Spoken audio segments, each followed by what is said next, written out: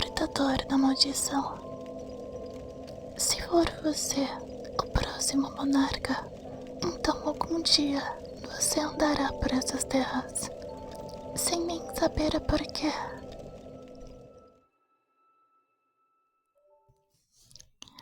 Olá, pessoazinhas. Sejam todos bem-vindos novamente ao nosso pequeno grupo de mortos-vivos que utilizam uma faca para consumir informações sobre Dark Souls.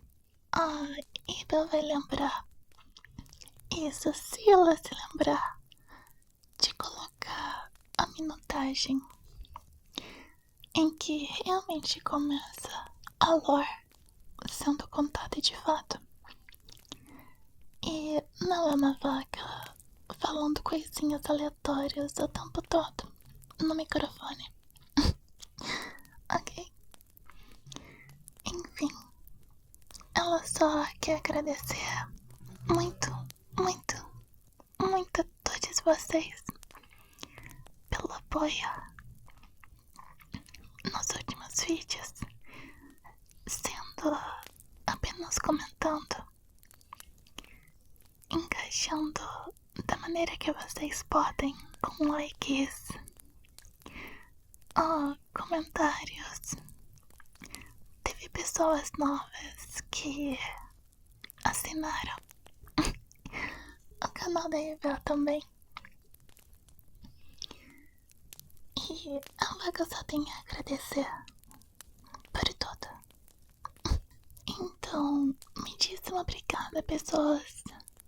Seja por comentários, inscrições, hype no vídeo e a galerinha nova que decidiu se inscrever no canal da Ibel.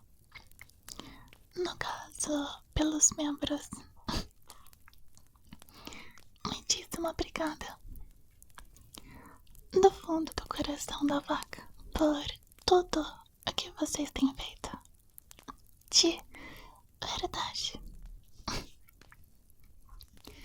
Agora, indo para o vídeo de fato. No episódio anterior, nós falamos sobre Queen, sua família, o seu gigantesco complexo de não conseguir aceitar as mudanças como elas realmente são. E como basicamente todos os problemas da franquia inteira poderiam ter sido evitados caso um senhor de idade tivesse aprendido a lidar com o envelhecimento de uma forma saudável. Então hoje, finalmente, vamos começar a acompanhar o nosso Chosen Undead. Mas antes, eu gostaria de esclarecer uma coisa. Sim, o título é exatamente o que vocês leram. E sim, eu realmente pretendo argumentar que Gwendolyn é uma garota trans. E não, eu não fiquei maluca. Ou pelo menos não mais do que o normal. E sim, a Ibel tem argumentos completamente válidos para esse tipo de ocasião. Porém, ainda não. Porque antes, precisamos conhecer Lordran. Precisamos conhecer a Norlondo. De fato, precisamos conhecer as mentiras, as ilusões e principalmente conhecer a pessoa responsável por manter essas ilusões funcionando. Então agora, por enquanto, vocês terão que confiar no processo ou reclamar reclamar nos comentários. As duas opções são extremamente válidas, mas a segunda delas, a Isabel confessa que ela vai chorar. Então só não façam, ok? Por favor. Depois da aparição da maldição, os mortos-vivos começaram a serem vistos como um problema, uma ameaça, algo que deveria ser escondido e evitado a todo custo. Porque, pense bem, imagine descobrir que o seu vizinho morreu e depois voltou à vida e depois morreu novamente e depois voltou de novo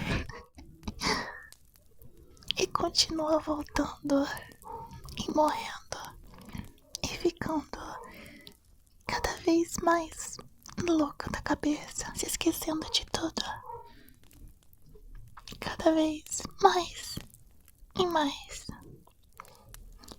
É completamente compreensível que as pessoas tenham medo e entrado em pânico com esse tipo de fenômeno presencial. Então os reinos começaram a capturar mortos-vivos, literalmente como se eles fossem animais, e enviá-los para lugares isolados, prisões, asilos, locais esquecidos, destinados ao completo exílio.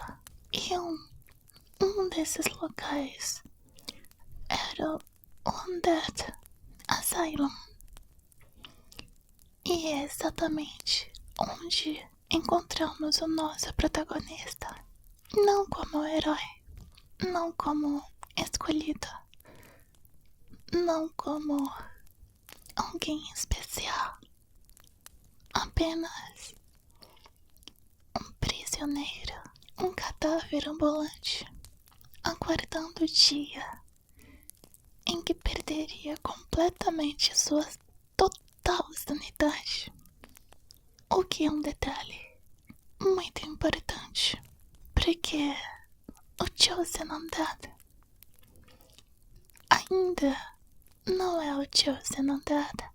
Ele só é um cara, ou uma garota, ou uma pessoa não binária,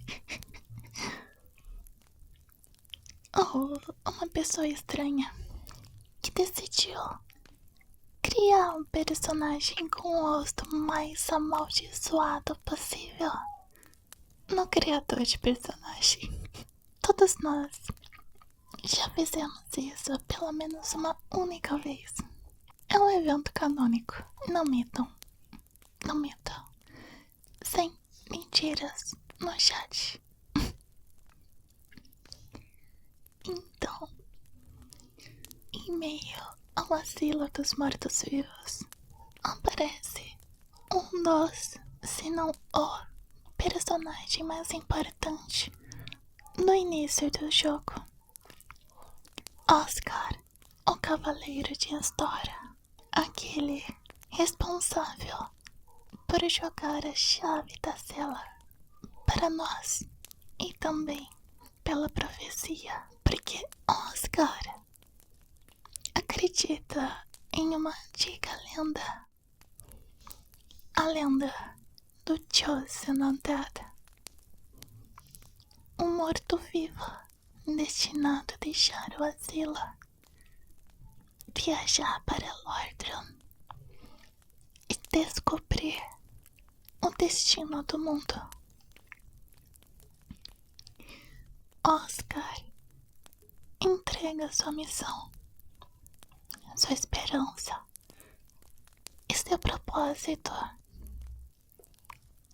para alguém que ele acabou pode conhecer.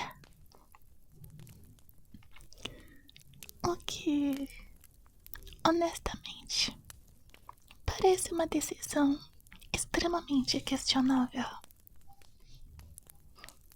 Mas sem ela, não teríamos jogo. Então, deixaremos passar. Depois disso, encontramos o nosso primeiro grande e mais absoluto obstáculo, o demônio do asilo.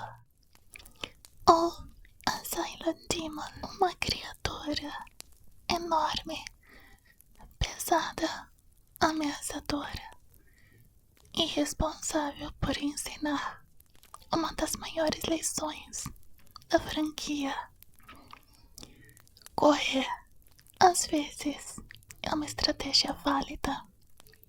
Porque assim, Dark Souls literalmente apresenta um demônio gigantesco. E a solução inicial é: saia correndo. Miyazaki estava preparando você para o restante da série. Depois da fuga, depois da batalha,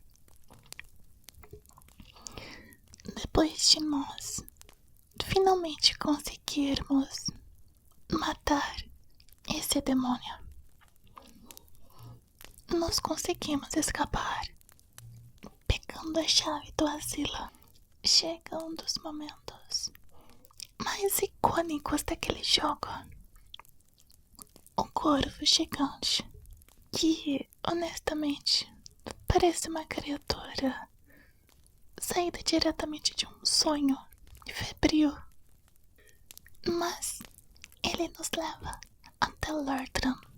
E ali, finalmente, chegamos ao coração da nossa história. Firelink Shrine. Um lugar simples, silencioso, quase melancólico, mas extremamente importante. Porque Firelink não é apenas uma área, ela é uma ideia, um ponto de encontro, um local para descansar, um lugar para recuperar as forças antes de continuar. E se você pensar bem, ela resume perfeitamente Dark Souls. Porque Dark Souls não é sobre vencer, é sobre continuar após falhar, após morrer, após perder. E Firelink Shrine representa exatamente isso. Ali, nesse local, encontramos diversos personagens, cada um lidando com o fim do mundo de uma maneira diferente. Alguns deles perderam a esperança, outros fingem ainda possuí-la, e alguns já aceitaram que tudo está se desmoronando. Que palavra difícil. O que é uma das coisas mais fascinantes de Dark Souls. O mundo não parece estar acabando. Ele parece estar cansado, como uma vela que já queimou quase toda. E a partir daqui, o Chosen Undead começa a sua jornada, não para salvar o mundo, mas porque ele sequer entende o mundo ainda. Não para derrotar Queen, porque ele ele nem sequer sabe quem é Queen. Ele apenas segue em frente, passo a passo, passo a passo, bonfire após bonfire, morte após morte, até eventualmente se tornar alguém capaz de mudar o destino da própria era. Nós temos muito chão pela frente, porque ainda estamos apenas começando. Existem dragões, cavaleiros, demônios, mais e mais mentiras, e uma certa pessoa vivendo escondida atrás de uma ilusão em Anorlando. Uma pessoa sobre a qual eu tenho muitas opiniões e afinidades. E sim, continuo sustentando a afirmação do título. Vocês terão que esperar só mais um pouquinho até o próximo vídeo para que a minha teoria se prove então verdade. Até a próxima, pessoazinhas. No vídeo que vem, iremos desbravar além da calma e melancolia de Firelink Shrine. E lembre-se, se o inimigo lhe derrubar de uma ponte em Dark Souls, a culpa é dele. Mas se você cair sozinho, a culpa continua sendo da câmera.